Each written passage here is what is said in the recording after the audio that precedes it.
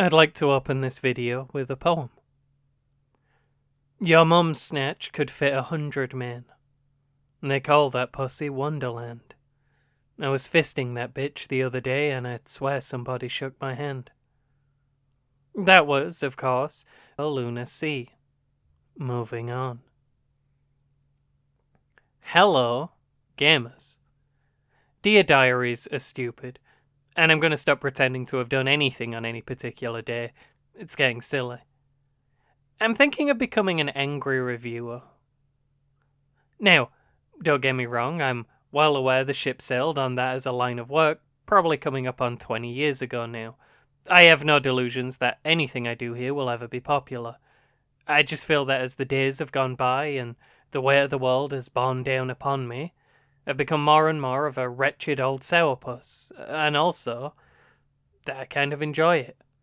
Getting a little bit mean. It's fun for me.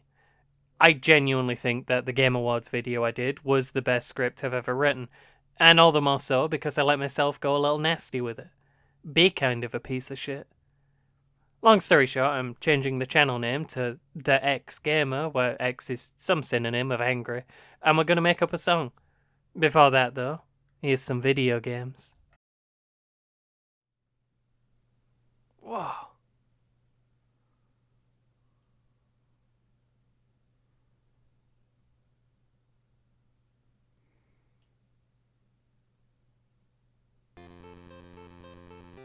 Hey gang, woke up just very keen to play some more video games today. Just excited to keep this train moving. I mean there's a correct answer.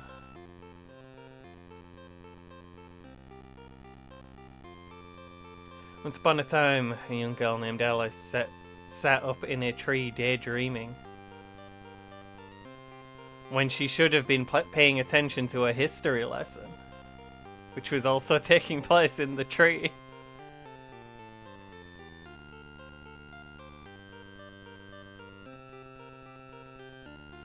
Who the fuck is that?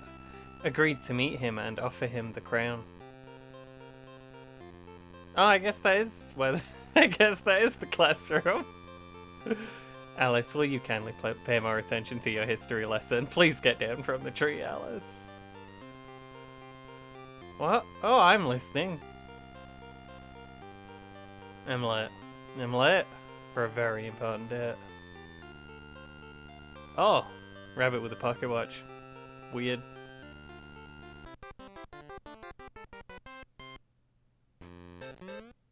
Oh, that's colours and shapes right there. Oh god, does the butterfly hurt? No, we can walk into butterflies in this game. Oh, I have a run. Okay. Let's go.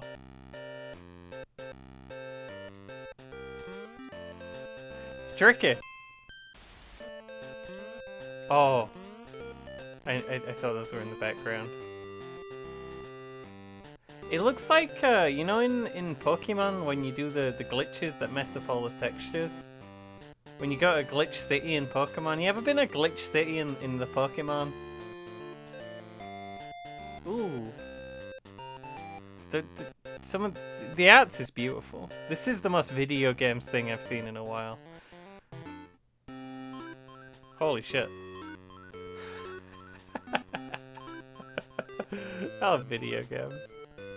That's wild. What were they smoking, folks? Oops.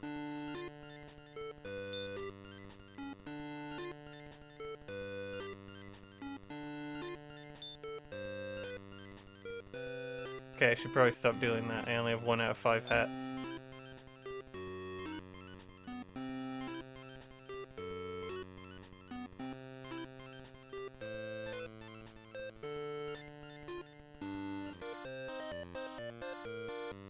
Small or are you tall? Mushrooms are the key to the halls. Oh, Jesus. Oh, good grief. Yeah. Do you get Mario stomp things in this?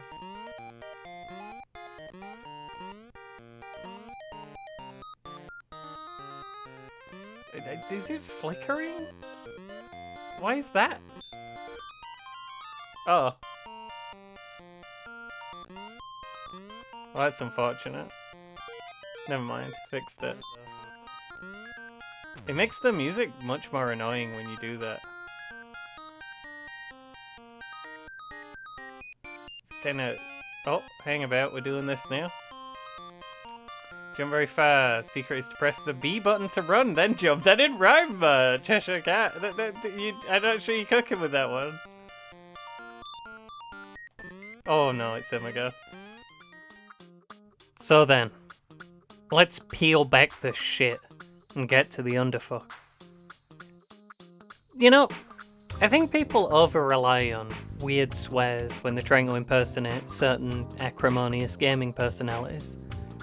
Yeah, you say shitload of fuck and everyone knows what you're going for, but it's not the essence of the thing.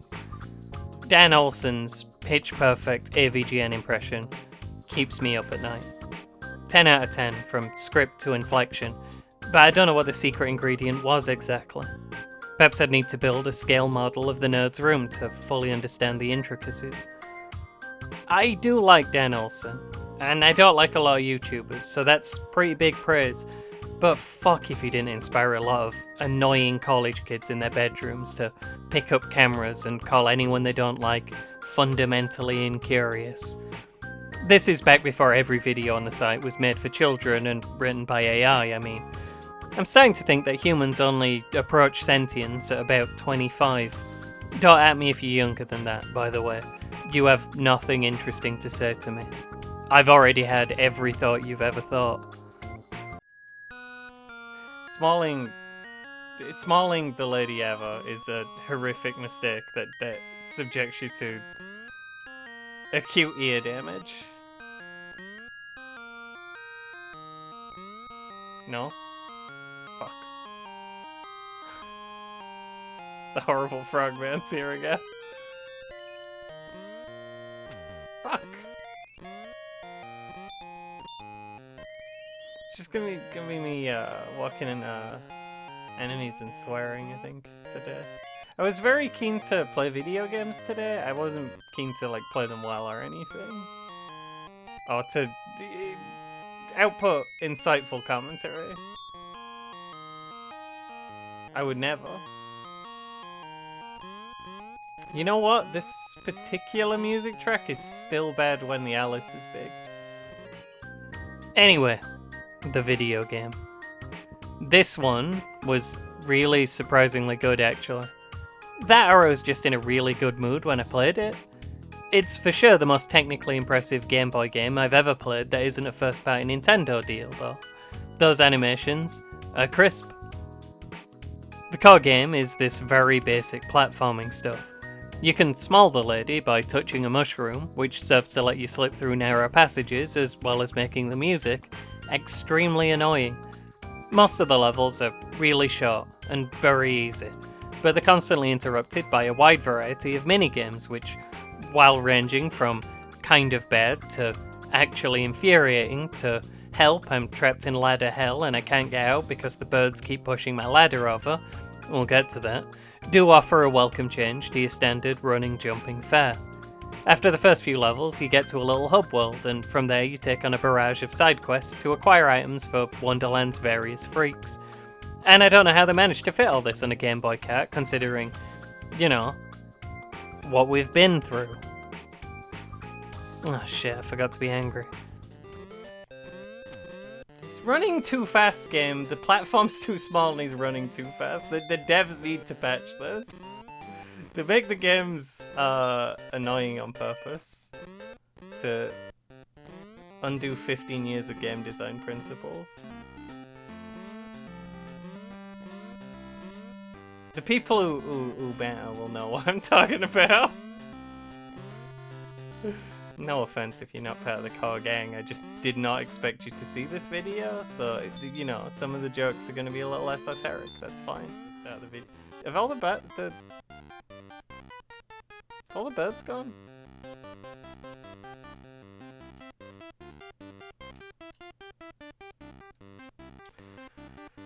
Oh, maybe we're not going to finish this game.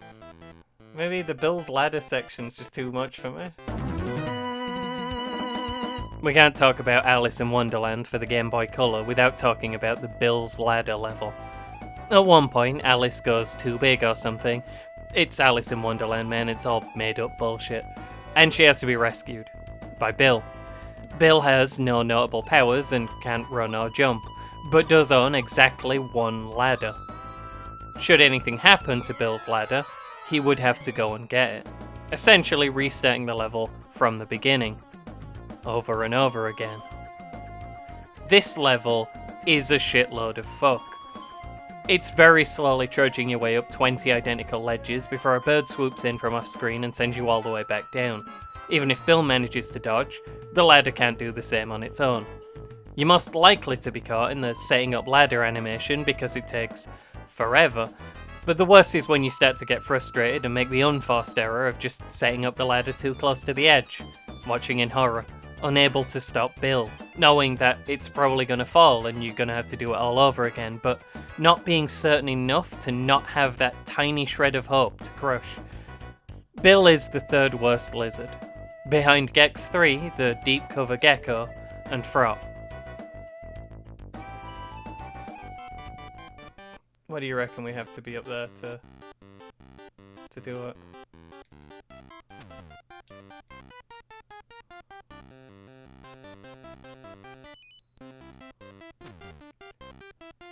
But game, why must I go all the way back to the start? Gotta be careful when you Bill. I wonder if any child ever threw their Game Boy out the window because of this segment of Bill's adventures in Wonderland. Do we know Bill? Does anyone know Bill? Can't put the ladder down there because he's gonna drop it off the fucking edge again. Probably got enough space now. Pick up, Bill! Jesus, Bill. You're a disaster, Bill.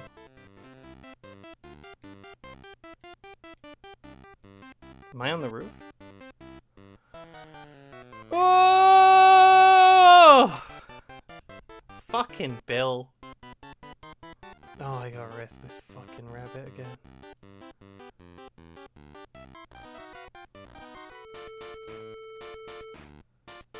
Bubble to float, letters are key. Spell your name so you can flee.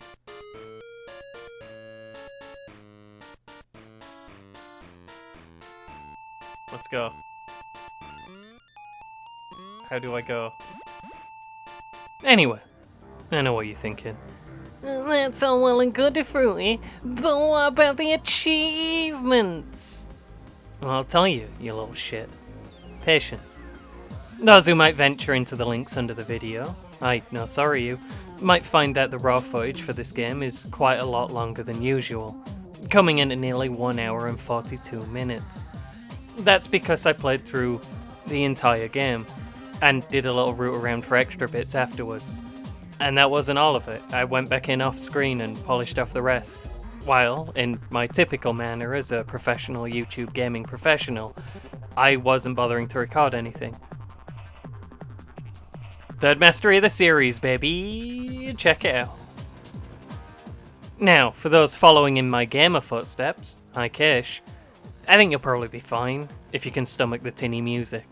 Barring Bill's awful stage and the inexplicably fast river minigame, there aren't any real difficulty spikes, and nothing particularly happens if you die anyway, you just come back at the start of the screen. The set requires you get all the stars on all the platforming levels and defeat each of the bosses perfect, but none of this is very hard or takes a very long time.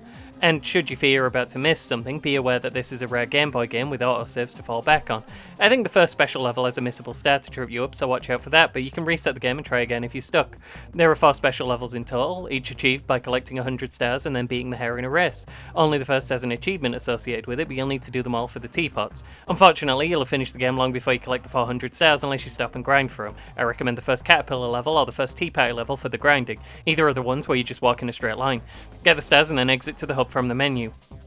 Let me think. The croquet game is a very basic timing minigame, but it lasts 100 years, and you have to redo the maze flower painting section again if you mess it up, so be careful. I got it pretty quick, and my timing is horrible, but I can imagine that being a source of frustration. For another perspective, an angry pink Sonic avatar in the comments has this to say. Temporary back of the queue. Won't even give me the first achieve, and this is the EU version. Sorry, but that achieve should be removed or revised. Rabbit's position is completely RNG in that minigame, meaning most of your time is wasted trying to get the 8-sec time one. Borderline unfair on players. Games should be reasonable. I always said so. Challenges should be subsets, not mains. Looking at you, Resident Evil, with your 3-hour time limit pieces, not getting my attention. This is, I think, referring to the hide-and-seek minigame accessible from the main menu. I got that achievement on my second try. Get better at rolling dice, you scrub. Didn't do it.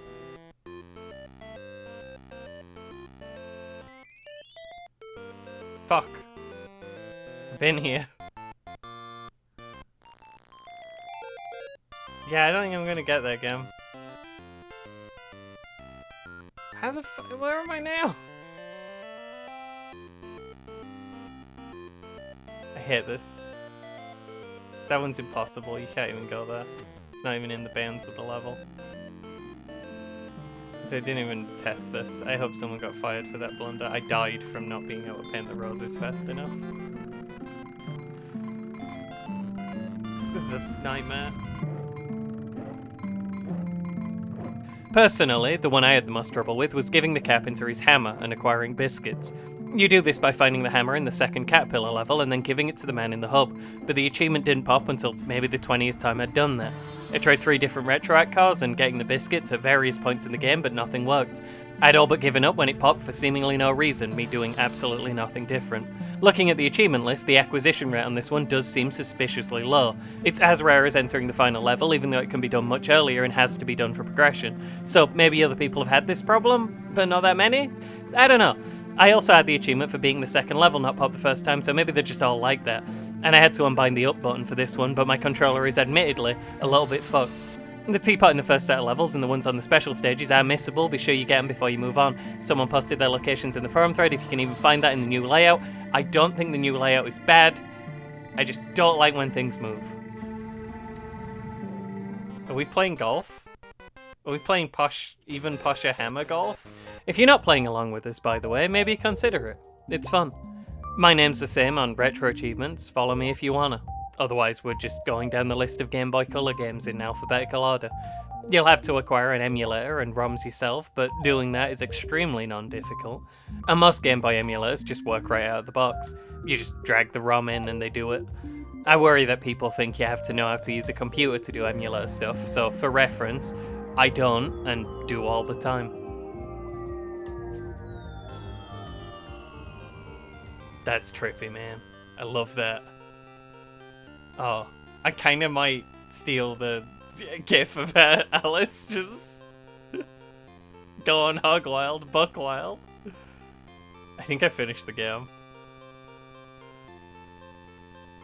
Congratulations, thank you for playing. I'm the best Alice gamer.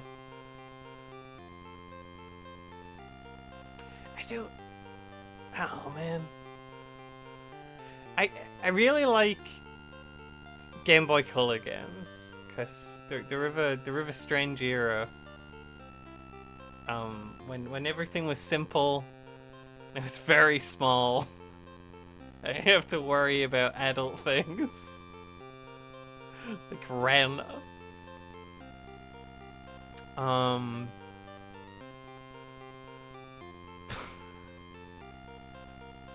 Also, they're just very simple games. You don't have a lot of space on one of those tiny cartridges. You gotta cut out all the fat.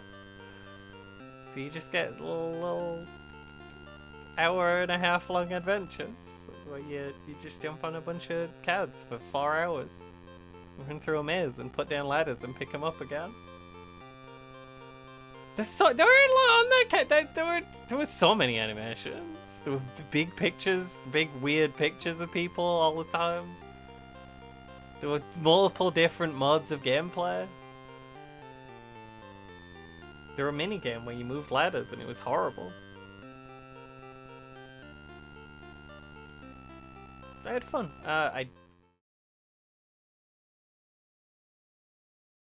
Hey gamers. Sorry it's so dark. I want to try something with you here. Something a little bit out there. I'm gonna need you to play along. Just for a minute. Close your eyes for me, please. And take a deep breath. In. And out.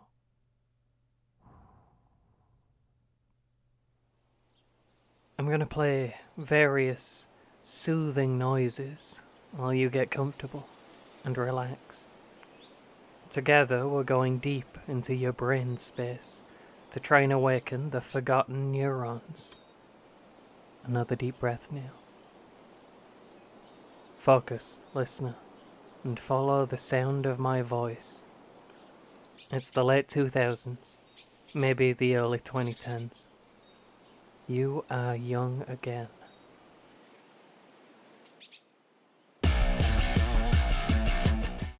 Did that get anything? Nice succinct gentleman. Love that. A lot of veterans like to come down here to the underbelly of the city. Not sure why. I think it's the cool air. I find the air a little bit too salty. But this is where the Saint of Six Stomachs guys start. So naturally this place became a hub for some interesting chefs looking to make some noise. I like things a bit simpler though. My first encounter with one Ben Yahtzee Croshaw was in the distant past. On a Something Awful thread in which a series of point-and-click adventure games that he'd made were being discussed. And the Chazot mythos. Oh, something like that. You know, I think it's not impossible that I'm right. 5 Days a Stranger, 7 Days a Sacrifice, that's the one where the man just wanted to go into space, Trilby's Quest, and 6 Days Freddy's? I was doing so well, folks. The games were being soundly mocked by the assembled goons. That meant something different back then. And the man himself showed up. Now, I remember at the time Yahtzee being a fairly good spot about everything and seeming quite funny. The other forum users were a touch weird around him though, and I'd soon learn why. Yahtzee was internet famous.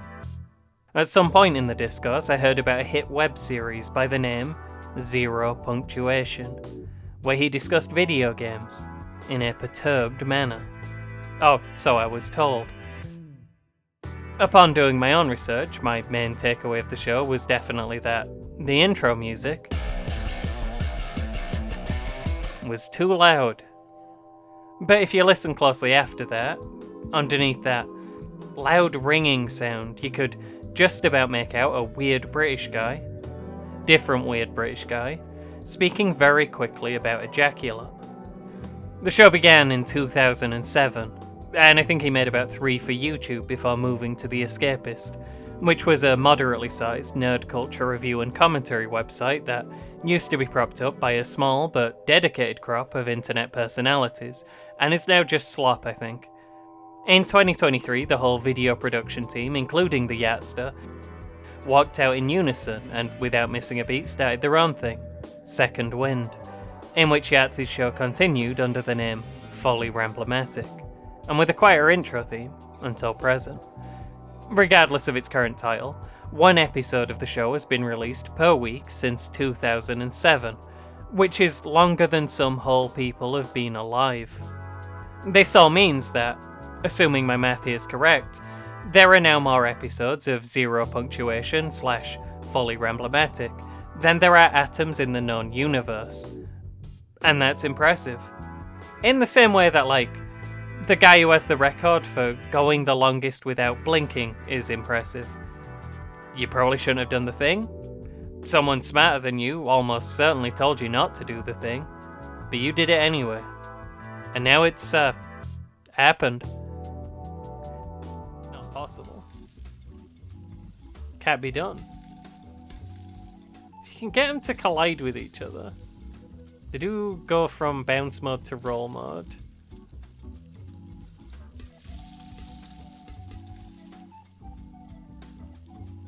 No.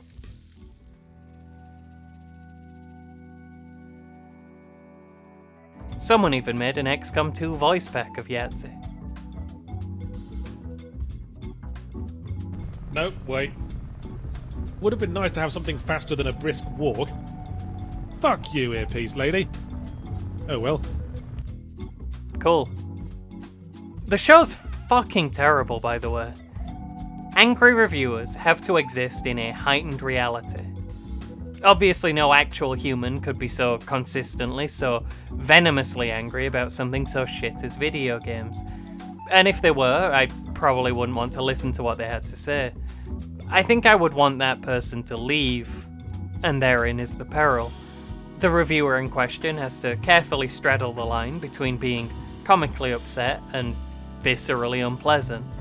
And Yahtzee, for me, has always fallen squarely into the latter category.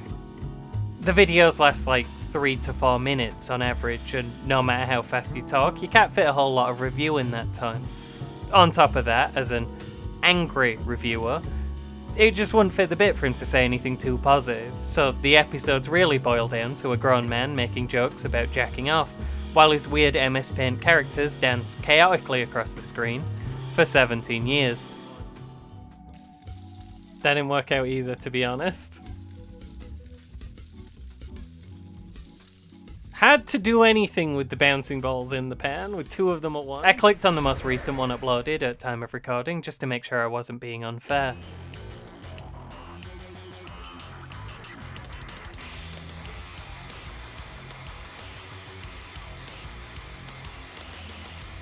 I was intrigued by Dispatch, and then I was outrigged, and then I was intrigued again. At first sight, I was like, ooh, a quirky job simulator set in a superhero universe. I do love the juxtaposition of the mundane and the fantastical. It's like salted caramel, or choking yourself while jerking off.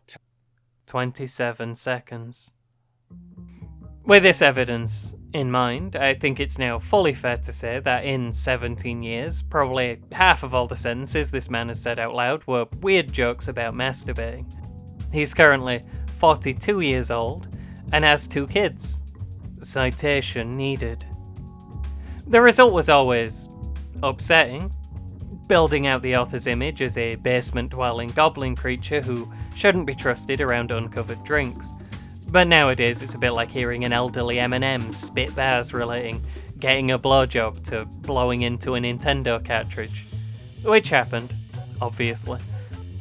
It's also worth mentioning, while we're down here, that Yahtzee hasn't only been making functionally identical episodes of his bad web series for all that time.